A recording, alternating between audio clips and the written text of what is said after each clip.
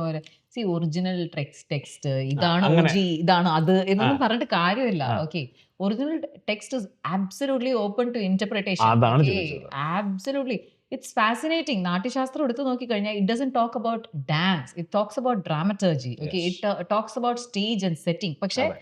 അന്ധകാലത്ത് ഏതോ നൂറ്റാണ്ടിൽ എഴുതിയ കാര്യങ്ങൾ ഞാൻ ഇന്ന് എടുത്തിട്ട് പ്രാവർത്തികമാക്കാൻ, അന്ന് പുസ്തകത്തിൽ ഇതാണ് എഴുതിയിരുന്നത്, ഇതാണ് അതിന്റെ സത്യം, ഇത് മാറി ചിന്തിക്കുന്നത് തെറ്റാണെന്നൊക്കെ പറഞ്ഞാൽ കോമഡിയാണ്.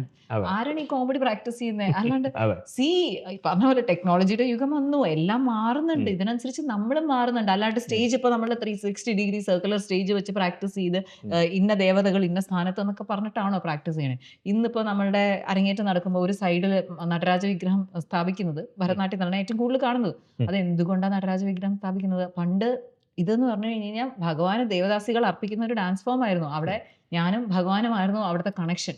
ഓക്കെ, അപ്പോൾ അവർക്ക് ആ ഒരു സങ്കല്പം മുന്നിൽ വെച്ചുകൊണ്ടാണ് അവർ ആ നടരാജനെ അവിടെ സൈഡിൽ വെക്കുന്നത്. It was never a 2D visual, like okay മുമ്പിലിരുന്ന് ആൾക്കാർ കാണുന്നു, അവിടെ നിന്ന് ആൾക്കാർ പ്രസന്റ് ചെയ്യുന്നു എന്നുള്ളൊരു അല്ല. ഇതായിരുന്നില്ല അന്ന്. അതെ. ഇതിപ്പോ എന്ന് പറഞ്ഞു കഴിഞ്ഞാൽ there is so much of avenues അല്ലേ, ഉം. എല്ലാം മാറുകയാണ്. ഉം.